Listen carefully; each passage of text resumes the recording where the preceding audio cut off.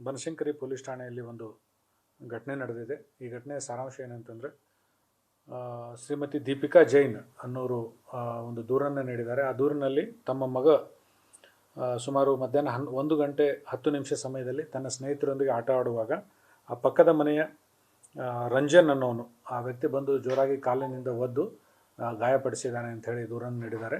ಈ ದೂರನ್ನು ಸ್ವೀಕರಿಸಿಕೊಂಡು ಬನಶಂಕರಿ ಪೊಲೀಸ್ ಠಾಣೆಯ ಅಧಿಕಾರಿಗಳು ಮಾನ್ಯ ನ್ಯಾಯಾಲಯದ ಅನುಮತಿಯನ್ನು ಪಡೆದುಕೊಂಡು FIR ಅನ್ನು ದಾಖಲಿಸಿಕೊಂಡು ತನಿಖೆ ಕೈಗೊಂಡಿದ್ದಾರೆ ಮತ್ತು ಆರೋಪಿತನಿಗೆ ವಿಚಾರಣೆಗೊಳಪಡಿಸಿದ್ದಾರೆ.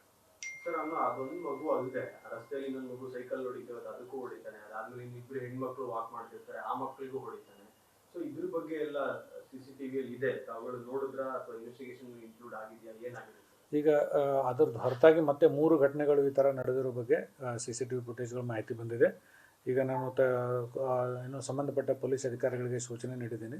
ಅವ್ರನ್ನೂ ಕೂಡ ಸಂಪರ್ಕಿಸಿ ಅವ್ರ ಕಡೆಯಿಂದ ದೂರನ್ನು ಪಡೆದುಕೊಂಡು ಪ್ರಕರಣ ದಾಖಲಿಸಿಕೊಂಡು ಆ ಬಗ್ಗೆ ಕೂಡ ತನಿಖೆ ಕೈಗೊಳ್ಳಬೇಕು ಅಂತ ತಿಳಿಸಿದ್ದೀನಿ. ಅದನ್ನು ಈಗ ಆಲ್ರೆಡಿ ಅಧಿಕಾರಿಗಳು ಅವ್ರಿಗೆ ಹೋಗಿ ಮಾತಾಡ್ತಾ ಇದ್ದಾರೆ.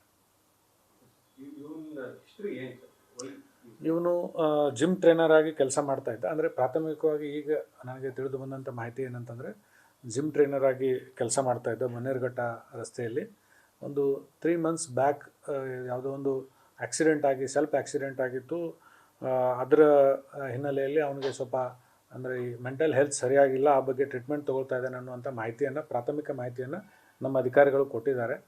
ಈ ಬಗ್ಗೆ ಅವನಿಗೆ ಸದ್ಯದ ಮಧುರೈದಲ್ಲಿ ಒಂದು ಆಸ್ಪತ್ರೆಯಲ್ಲಿ ಚಿಕಿತ್ಸೆ ತೊಗೊಳ್ತಾ ಇದ್ದಾನೆ ಅಂತ ಮಾಹಿತಿ ಕೊಟ್ಟಿದ್ದಾರೆ. ಇದನ್ನೆಲ್ಲ ಡಿಟೇಲಾಗಿ ವೆರಿಫೈ ಮಾಡ್ತಾ ಇದ್ದೀವಿ. ಯಾಕೆ ಈ ಥರ ಮಾಡ್ತಾ ಇದ್ದಾನೆ, ಮಕ್ಕಳೊಂದಿಗೆ ಯಾಕೆ ಈ ರೀತಿ ವರ್ತನೆ ಮಾಡ್ತಾ ಇದ್ದಾನೆ ಅಂತ ವೆರಿಫೈ ಮಾಡ್ತಾ ಇದ್ದೀವಿ.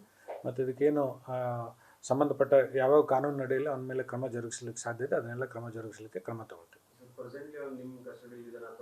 ಇಲ್ಲ, ಮಧುರೈ ಆಸ್ಪತ್ರೆಯಲ್ಲಿ ಒಂದು ಅಬ್ಸರ್ವೇಷನ್ ಹೋಮಲ್ಲಿ ಇದ್ದಾನೆ ಅಂತ ಈಗ ಬೇಸಿಕ್ ಮಾಹಿತಿ ಸಿಕ್ಕಿದೆ. ಅಂದರೆ ಅಲ್ಲಿ ಡಾಕ್ಟ್ರ್ ಸಜೆಸ್ಟ್ ಮಾಡಿ ಅಬ್ಸರ್ವೇಷನ್ ಹೋಮ್ ಇಟ್ಟಿದ್ದಾರೆ. ಸೊ ಫರ್ದರ್ ಏನು ಟ್ರೀಟ್ಮೆಂಟ್ ಕೊಡಬೇಕು ಅನ್ನೋದ್ರ ಬಗ್ಗೆ ವಿಚಾರ ಮಾಡ್ತಾ ಇದ್ದಾರೆ ಅಂತೇಳಿ.